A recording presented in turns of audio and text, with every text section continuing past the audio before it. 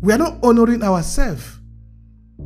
If I give you a picture of Lagos just now, you will see that the same water that is in Lagos is the same water that you have in, let me pick a place now, whether in Paris or even in a little area near me here, like Lake Garda. You see, a lot of people come from all over the places, from Canada to US to England, Germany. They come to Lake Garda. Lake Garda is just a lake, but the people have so beautified it, so refined it that a lot of tourists come there, a lot of hotels are built around that. But you see, we also have places like that as Lagos and in many other places across Nigeria.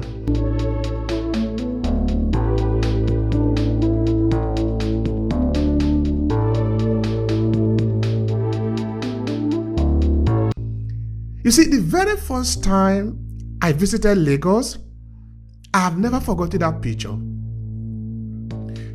I went across, I think, Obafemi Awolowo Way, something like that. Now, I saw water. The water was in a gutter. The water was not flowing. It was so dirty that you could really see the color of the water have molted. You see, the water itself have molted, it have become pink. And that is also a symbol of the perfume that is coming out from it. But you see a lot of beautiful cars just passing around. A lot of people just walking across it. It looked like the book, The Beautiful One Are Not Yet Born, how the society was depicted by the writer. That the society is decaying. That for me, that image for me, and that was also very close to Obafemi Awolowo's, I think, whether it's estate or a house. Then I was asking myself, but how come, of all the places in Lagos, we could do this to ourselves? And of course, if you then enter into Ojota and many other places, you would see this is evidence of how we are honoring who we are.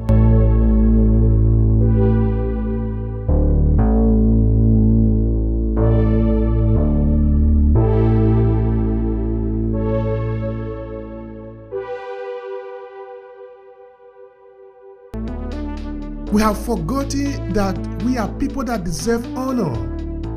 We are disreputing ourselves. Like we say, we are dishonoring ourselves. That is what it is. And we want other people to respect us. That is, after you shit on yourself, you say, hey, don't you know I deserve respect? Respect me. No, you first of all need to clean your ass up. Let's make our place the best place in the world. We are the one doing this to ourselves. Either we are living in this dungeon, this dirty place. Why can't we clean it up?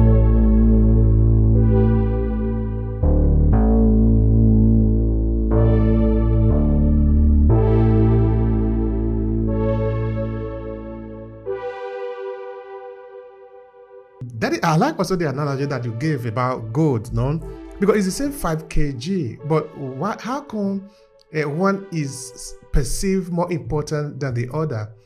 You know, like what we often say, that Africa is rich with all natural resources, and that is true. But we don't really leave the evidence of that. In our day-to-day life, we live in scarcity, and most people are living in abject poverty, in abundance. How come? Why are we doing that to ourselves? Say, for example, look at Nigeria, a country with more than 200 million people, with a lot of intelligent people, educated.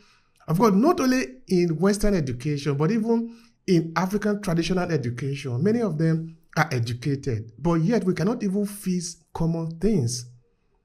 We are not honoring ourselves. If I give you a picture of Lagos just now, you will see that the same water that is in Lagos is the same water that you have in, let me pick a place now, whether in Paris or even in a little area near me here, like Lake Garda. You see, a lot of people come from all over the places, from Canada to US to England, Germany. They come to Lake Garda. Lake Garda is just a lake, but the people have so beautified it, so refined it that a lot of tourists come there. A lot of hotels are built around that. But you see, we also have places like that as Lagos and in many other places across Nigeria. You see, the very first time I visited Lagos, I have never forgotten that picture. I went across, I think, Obafemi Awolowo Way, something like that. Now, I saw water. The water was in a gutter. The water was not flowing. It was so dirty that you could really see the color of the water have molted. You see the water itself have molted. It have become pink. And that is also a symbol of the perfume that is coming out from it. But you see a lot of beautiful cars just passing around. A lot of people just walking across it. It looked like the book, The Beautiful One Are Not Yet Born, how the society was depicted by the writer. That the society is decaying. That for me, that image for me, and that was also very close to Obafemi Awolowo's, I think, whether it's estate or a house. Then I was asking myself, but how come, of all the places in Lagos, we could do this to ourselves? And of course, if you then enter it or Jota and many other places, you would see this is evidence of how we are honoring who we are. We have forgotten that we are people that deserve honor. We are disreputing ourselves. Like you say, we are dishonoring ourselves. That is what it is. And we want other people to respect us. That is, after you shit on yourself, you say, hey, don't you know I deserve respect? Respect me. No, you first of all need to clean your ass up. Let's make our place the best place in the world. We are the one doing this to ourselves. Either we are living in this dungeon, this dirty place. Why can't we clean it up? The other day, I was seeing a kind of recovery effort. I don't know if it were happening in India or in some places. There were machines that they brought into a lake, a kind of a flowing water that was not flowing anymore. They organized a lot of people, young people, and they throw them into the water. They clean up the water that was so dirty, just like the one you have in Lagos, but it had become clean. The water is now flowing. Then I was talking to my wife. I was saying, somebody could actually do this in Lagos. I'm using Lagos as an example because Lagos is an important city for Nigeria. But the way Lagos has become sticky is a symbol of Nigeria, meaning the Nigerian society is sticking, is dirty, is smelling. Somebody need to take action. We need to take action to clean it up. What if we gather the youth? We have teeming youth, a lot of people. We will take them to Lagos, for example, and say, we are going to clean it up. The water will flow again. So that the people that are close to Agege, they are in Allen Avenue, they can all enjoy the beautiful smell that is coming from the water. The fishes in the water. Because this is our environment. This is our only home. How can we do this to ourselves? That is the question. The question of honor. Are we honoring what we are sitting on top? The story that we have, the heritage that we have. Are we honoring it? Because we cannot expect other people to come and honor us if we don't honor ourselves. And if we take the story even to the diaspora, it's still the same. Look at what we are talking about now. We are talking about honoring ourselves. Look at how many people are interested in the conversation. But what if we were talking about insulting, if we were insulting ourselves, if we were talking about stupid things, this place will be full. We are talking about rubbish. This place will be full because people are interested in stupid things. Is that the way to honor ourselves? We must be intentional in choosing to honor ourselves. We need to do this intentionally. All right. With that, I pass the mic to Dr. Atun. Atun John, thank you so much for being around. Please let us learn from you and let us know also your take on honoring ourselves as member of the African diaspora through storytelling? Well, thank you for having me as part of this panel. Every time it comes together, I find great joy in the lessons that I learn.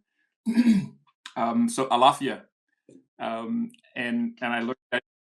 I learned that term from Gloria several weeks ago, and I fell in love with it because, and just this morning, as I looked again for alafia, I saw "se alafia ni." It's a phrase, I think, and I'm trying to learn. It's Sankofa for me. I'm trying to go back and get it, right? Because I am a brother from Tucson, Arizona, growing up in the state of New Jersey on the eastern coast of North America, uh, living for most of my adult life in California on the western coast of North America. And now I'm in the southwestern desert, and I'm loving every minute of it.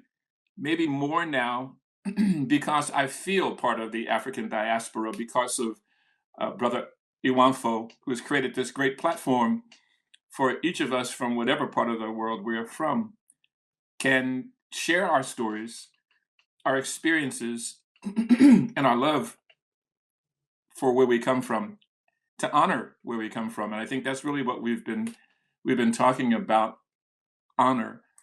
And a great American artist, author, thinker, poet, Sister Maya Angelou says it best when she says, I have a great respect.